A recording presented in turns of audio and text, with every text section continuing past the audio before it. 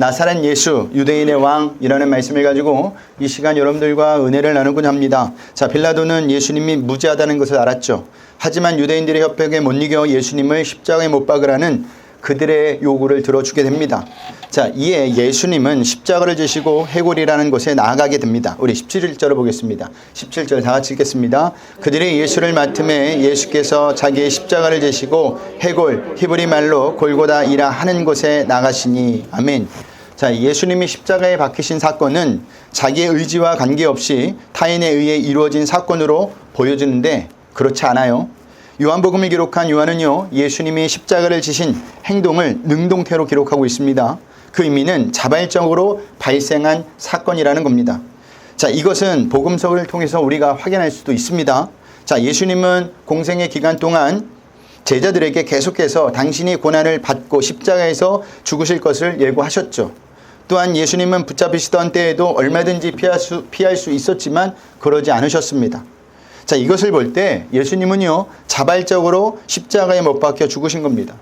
그래서 요한복음을 기록한 요한이 예수님이 십자가를 지신 행동을 능동태로 기록하고 있는 거예요. 그러면 왜 예수님은 십자가를 자발적으로 지신 걸까요? 이유는 단 한 가지죠. 죄로 인해 죽을 수밖에 없는 인간을 구원하시기 위해서 그렇게 하셨던 겁니다. 그래서 십자가를 지신 거예요. 그 덕분에 지금 우리가 구원받아 이렇게 모여 예배를 드리고 있는 겁니다. 그러니 우리는요, 예배를 드릴 때마다 감격하셔야 합니다. 감사하셔야 돼요. 그리고 기쁨으로 나오셔야 한다는 겁니다. 왜냐하면 우리가 지옥 백성에서 천국 백성이 되었기 때문입니다. 죽은 자에서 살아난 자가 되었기 때문이죠.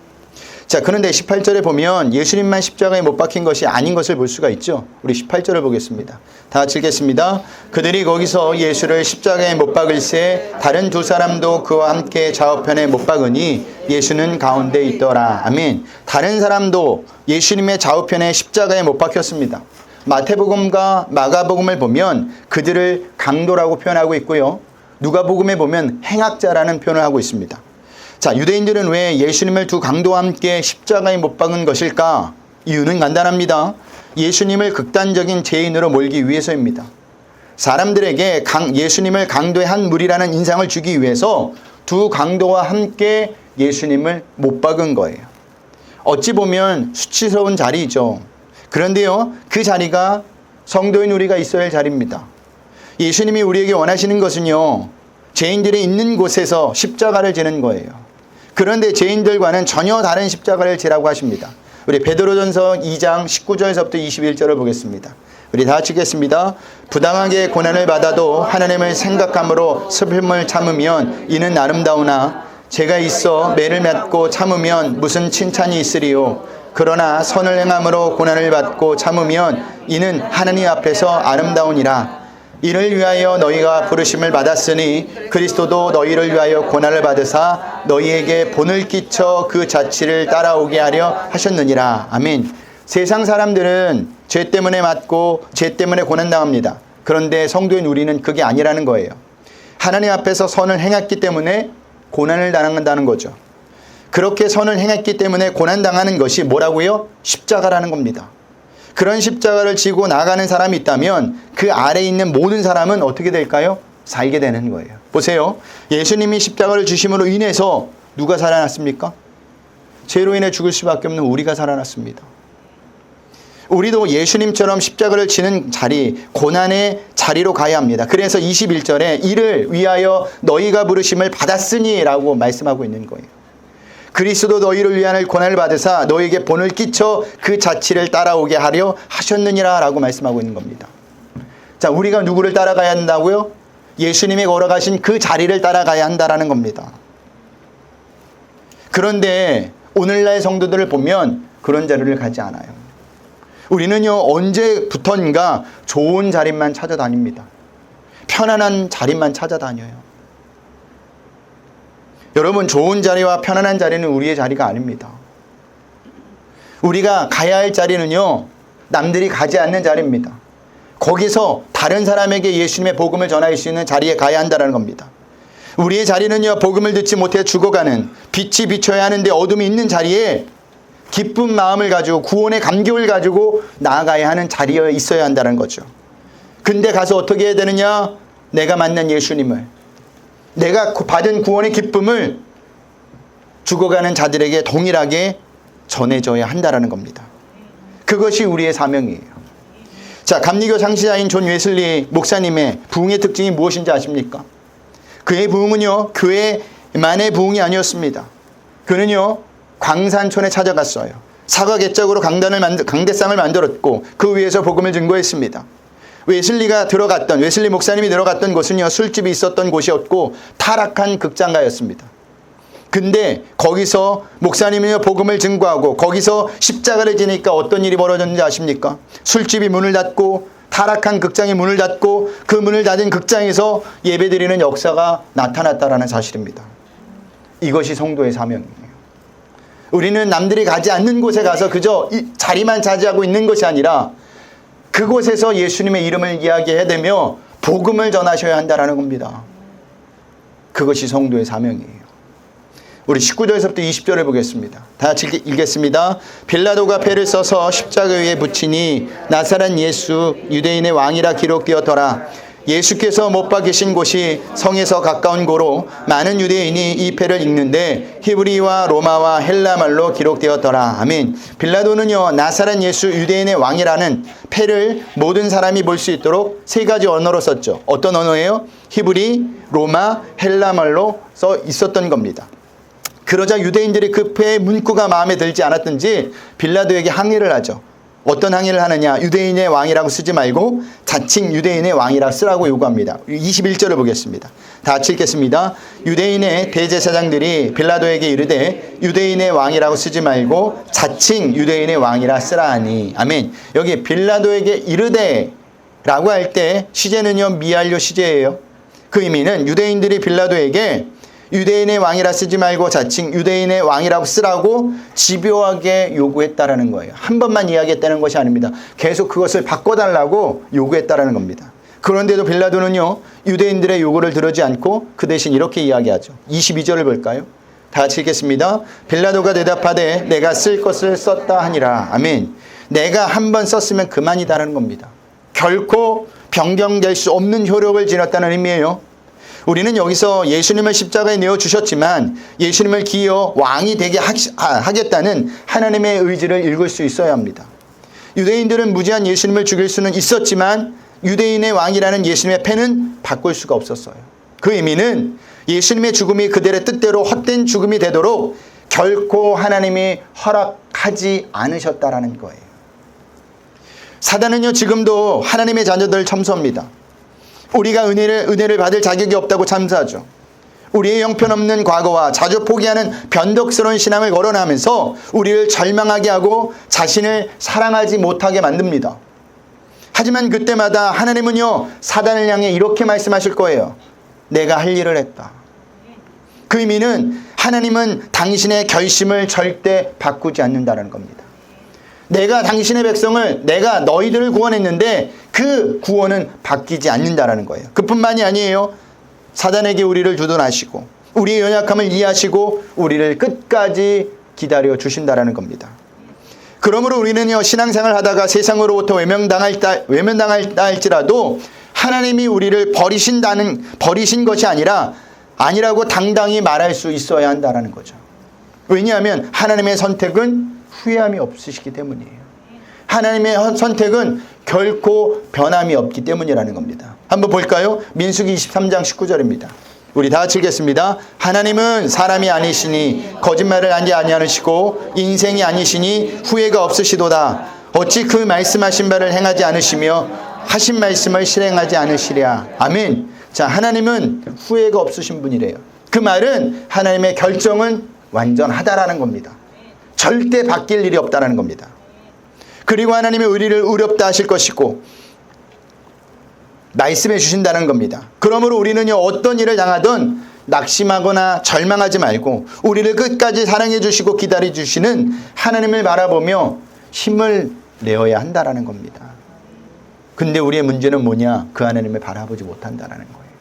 항상 내 앞의 문제에 온통 집중하고 있다는 겁니다.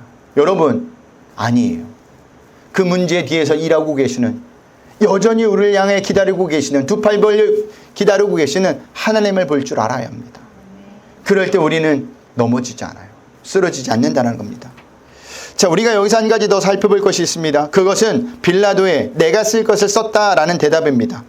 자, 빌라도가 이렇게 쓰고 대답한 것을 보면요, 어쩌면 빌라도가 예수님을 진짜 유대인의 왕으로 온 존재로 여겼을지도 모릅니다. 즉 예수님을 왕으로 인정했을지도 모른다는 말이에요. 왜냐하면 예수님을 왕으로 인정했기 때문에 내가 쓸 것을 썼다라는 말을 했다라는 겁니다. 그러나 빌라도가 예수님을 인정했다 해도 빌라도에게는요, 예수님은 유대인의 왕일 뿐이었지 자신의 왕은 아니었습니다. 다시 말해서 비록 예수님이 왕이라고 할지라도 예수님에게 복종해야 할 분으로 여기지 않았다라는 겁니다. 자, 빌라도가 유대의 왕이라고 쓴 패의 글은 분명 거짓은 아니었지만 예수님의 나라는 세상에 속한 나라가 아니었죠. 그래서 요한복음 18장에서 어떤 말씀을 하셨습니까? 빌라도에게 내 나라는 이 세상에 속한 것이 아니다 라고 말씀하셨던 겁니다. 한번 볼까요? 요한복음 18장 36절입니다. 다 같이 읽겠습니다.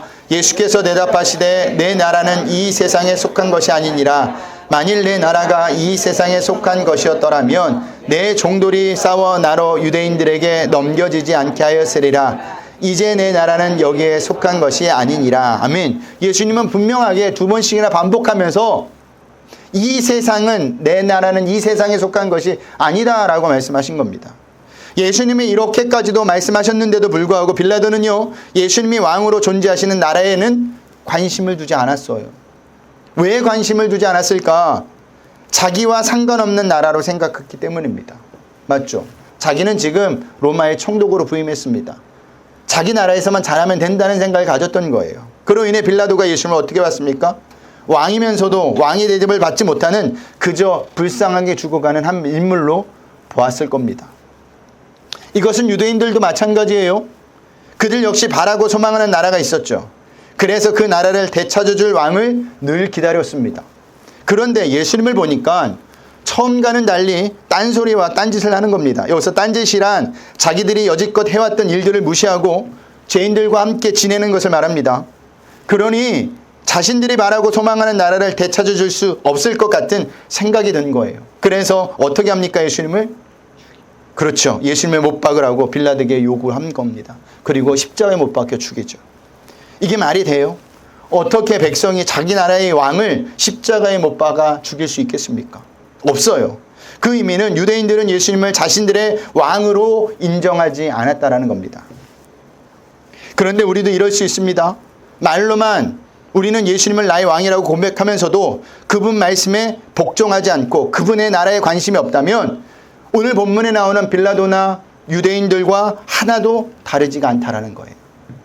예수님을 나의 왕으로 인정한다면 그것은 곧 예수님의 백성이라는 의미인데, 백성이라면 왕에게 대한 복종은 당연할까요? 당연하지 않을까요? 당연하겠죠. 그런데도 우리가 예수님에 대한 복종이 없다면 그것은 예수님에 대한 백성이 아니라는 것을 의미하기도 합니다. 여러분, 복종이란 왕의 권세 앞에 무릎을 꿇는 거죠. 그렇다면 예수님에게 있는 왕으로서의 권세가 무엇입니까? 구원할 수 있는 권세입니다. 하나님 나라를 열고 닫을 수 있는 권세예요. 우리가 하나님 나라에 들어가는 방법은 예수님밖에 없어요. 그러니까 예수님의 권세는 하나님 나라에 들일 자를 들이고 쫓아낼 자를 쫓아내는 권세라는 겁니다. 이것을 안다면 우리의 공로와 행위로 하나님 나라에 들어가 보려고 하는 시도를 감히 할까요? 못할까요? 못하겠죠. 왜냐하면 모든 권세가 예수님에게 있는 만큼 예수님을 바라보는 것 외에는 달리 방법이 없기 때문입니다. 그저 예수님의 처분만 기다릴 뿐이에요. 그러면 어떻게 합니까? 모든 권세를 가지고 있는 예수님에게 복종하셔야죠. 그 말씀에 순종하셔야죠. 그런데 우리는 그렇지 않다라는 겁니다. 순종하지 않죠. 항상 무엇을 우선에 드느냐? 내 열심, 내 공로, 내 행위를 우선에 든다라는 겁니다. 그것은 내가 지금 무엇을 믿고 내가 누구 때문에 하나님의 백성이 되었고 천국에 가는지를 모른다는 겁니다. 그러므로 여러분 속에 다른 세상을 두지 마세요. 여러분 속에 꿈꾸는 세상을 두지 마시고 예수님이 말씀하신 그 나라를 구하시길 바랍니다. 그래서 예수님도 어떻게 말씀하셨어요? 먼저 그 나라와 그 일을 구하라고 말씀하셨던 거예요. 왜냐하면 그 나라가 영원한 나라이기 때문입니다. 그 나라가 하나님 나라이기 때문입니다. 여러분이 진심으로 그 나라를 들어가길 원한다면 한 가지 방법밖에 없습니다. 그 방법이 무엇이냐? 요한복음 1장 12절을 볼까요? 우리 다 같이 읽겠습니다. 한 가지 방법입니다. 시작. 영접하는 자 곧 그 이름을 믿는 자들에게는 하나님의 자녀가 되는 권세를 주셨으니 아멘. 자, 그 한 가지 방법이 뭐예요? 예수님을 영접하는 것, 예수님을 믿는 겁니다. 예수님을 나의 왕으로 인정하는 거예요. 예수님 말씀에 복종하는 겁니다. 예수님을 영접하고 예수님을 나의 왕으로 인정하고 예수님 말씀에 복종하는 자만이 그분의 자녀, 그분의 백성이 되어 하나님 나라에 들어간다는 거예요. 근데 우리는 어떻게 신앙생활 하느냐? 내가 왕으로. 하나님의 말씀도 나에 맞는 것에 골라서 한다는 거죠. 그것은 하나님을, 주님을 하나님의 백성이 된 자녀라는 것을 부정하는 겁니다. 우리 23절, 24절을 보겠습니다. 다 같이 읽겠습니다.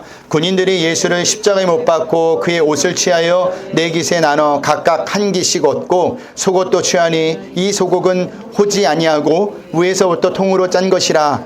군인들이 서로 말하되 이것을 찢지 말고 누가 얻나 제비 뽑자 하니 이는 성경의 그들이 내 옷을 나누고 내 옷을 제비 뽑나이다 한 것을 응하게 하려 함이로라. 군인들은 이런 일을 하고 아멘. 우리가 여기서 생각해 볼 것이 있습니다. 군인들이 무엇 때문에 예수님의 옷을 나눠 가지려고 했느냐는 거죠.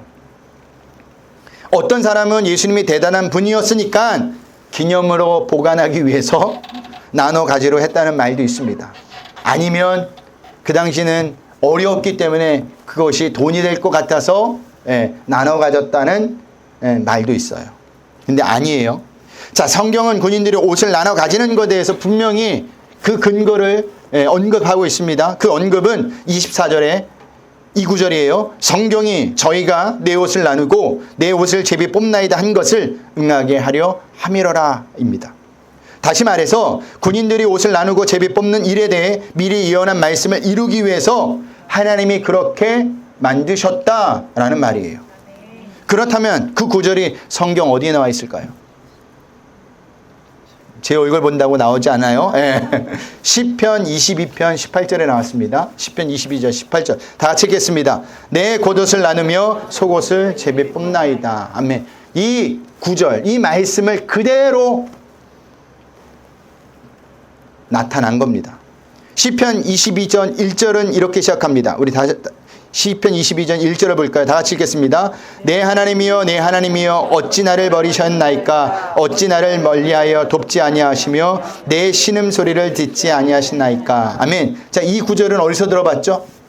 자, 이 구절은 누가 하는 말씀이죠? 다윗의 지금 고백이지만 신약에 와서 누가 고백을 하죠? 예수님이 죽기 전에 하신 고백입니다.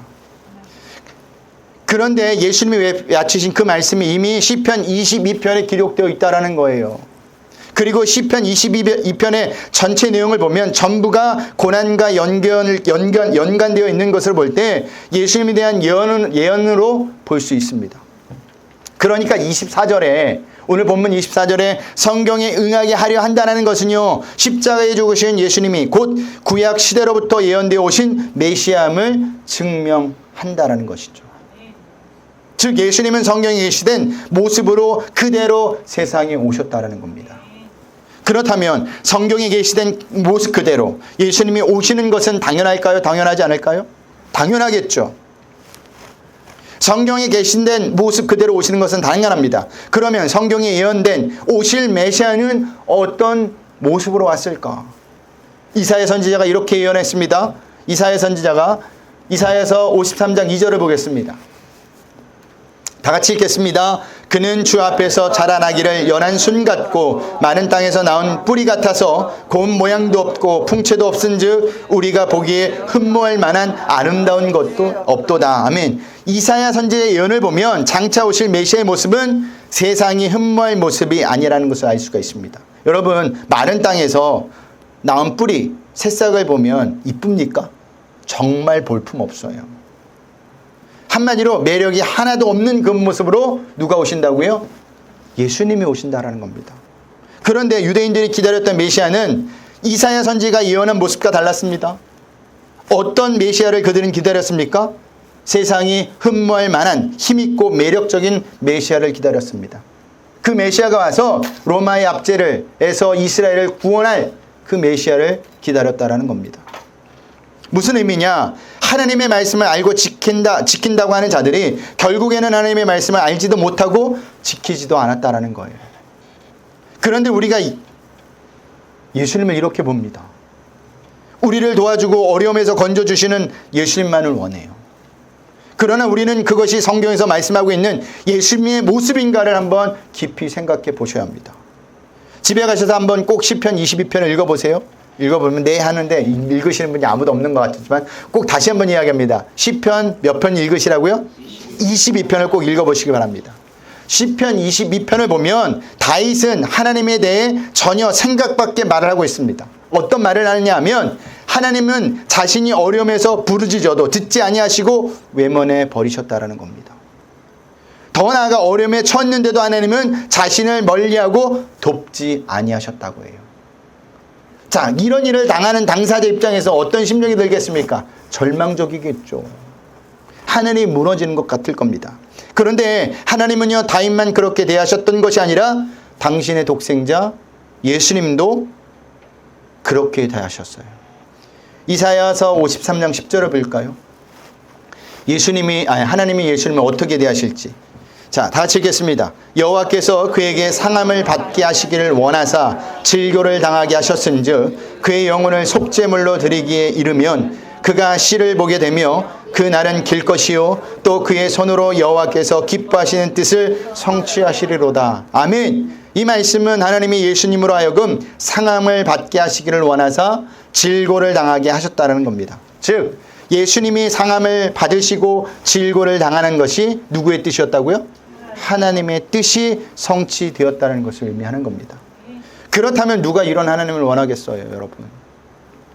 모든 사람은요, 하나님을 인하여 상함을 받지 않고 질고에서 벗어나길 원하죠. 그래서 이것을 위해서 하나님을 찾는 거 아닙니까? 이런 사람들에게 하나님은 하나님의 뜻에 의해서 상함을 받기도 하고 질고를 당하게 하신다는 말씀을 들을 때 아무도 좋아하지 않는다는 겁니다. 그러나 성도는요, 성경에 계시된 하나님을 정확히 볼 수 있어야 합니다.